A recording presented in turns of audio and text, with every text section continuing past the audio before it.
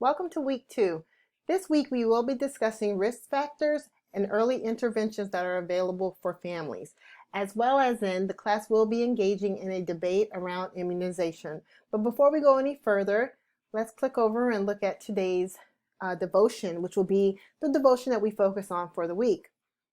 September 14th, worship me by living close to me. This was my original design for man, into whom I breathe my very breath of life. This is my desire for you, that you stay near me as you walk along your life plan. Each day is an important part of that journey. Although you may feel as if you are going nowhere in this world, your spiritual journey is another matter altogether, taking you along steep, treacherous paths of adventure. That is why walking in the light of my presence is essential to keep you from stumbling. By staying close to me, you can present yourself as a tiny sacrifice. You can present yourself as a living sacrifice. Even the most routine part of your day can be a spiritual act of worship, holy and pleasing to me. And this comes from Genesis 2 and 7, Psalm 89 and 15, and Romans 12, 1 through 2. It ends with this question for you to ponder. You are growing spiritually, so keep living the adventure. How can you turn the routines of this day into spiritual acts of worship? One of the things I have been very persistent about doing since the beginning of this pandemic is finding the good in every day and trying to find the lesson in every day. So whether it's something that happened that I finally wanted to happen, or something hasn't happened, or all of a sudden I was thrown into a situation that I didn't even see coming at me, I try to reflect on what is this really truly trying to teach me.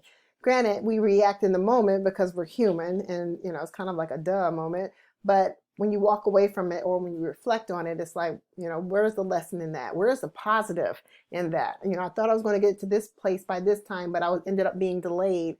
Where's the positive in that? I had to reschedule an appointment due to being late, due to other things. It's like, but where was the good in that? And who knows? Maybe I was being spared from something disastrous happening, or maybe I didn't need to witness something that would have happened if I'd, attended or been there on time. Who knows? Only God knows, truly.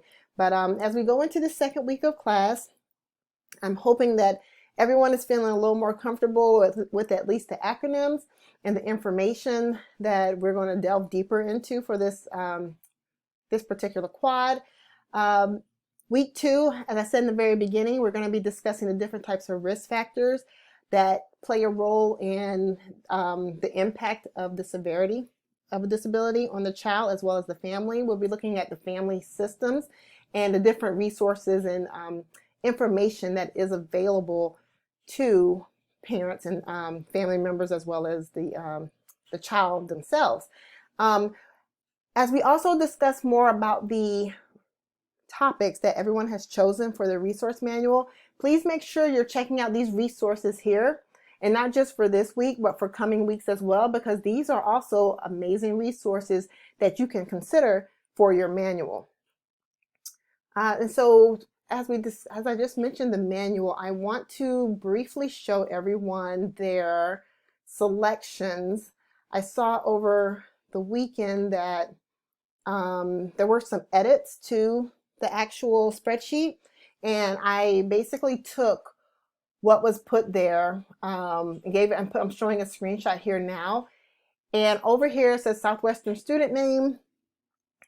This is where you'll type in your name. It seems like mostly everyone has selected their name. This student here, this was an accident, because I saw this person is not in this particular cohort, and then 2, I saw their name on another list. So if you selected speech delay and she accidentally copied over you, please contact me directly and I will fix that for you. So here we are with the actual everyone's selected topics, and this will be your topic for the Parent Family Resource Manual. Now, as I gave the suggestion last week about using that same topic for all of your assignments, please, I want to reiterate, you do not have to.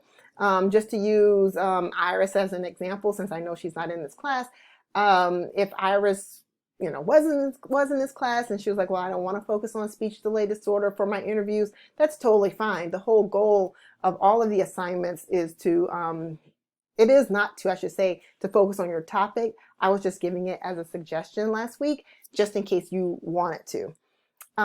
So these are the topics. Like I said, if you see any discrepancies, or you're like, I don't understand, or that's not what I thought I put, whatever the case may be, please contact me directly and we can get that resolved. The next thing I want to jump into is to show everyone is this. These are your groups for your projects that take place, your group projects that take place in class during our synchronous sessions, as well as for your group assignments that are always due on Sundays. And I believe this week you do have your first group assignment. So we have in group 1, Susanna and Monica. I apologize in advance if I mispronounce your name. Please let me know and I will correct it and not do that again, or at least try not to. Group 2, we have Michaela and Marcus. Group 3 is Victoria and Marino. Group 4 is Jose and Jennifer.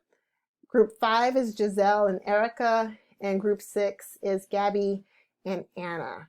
So if you have any questions about this, like I said, please let me know. Tomorrow I will be available in Pronto as well as here in Canvas during office hour, my office hour on Tuesday evenings from 6:30 to about 7:30. Feel free to jump in, send messages.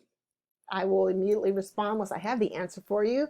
And I look forward to seeing everyone in class on Wednesday night, and I hope everyone has a great evening.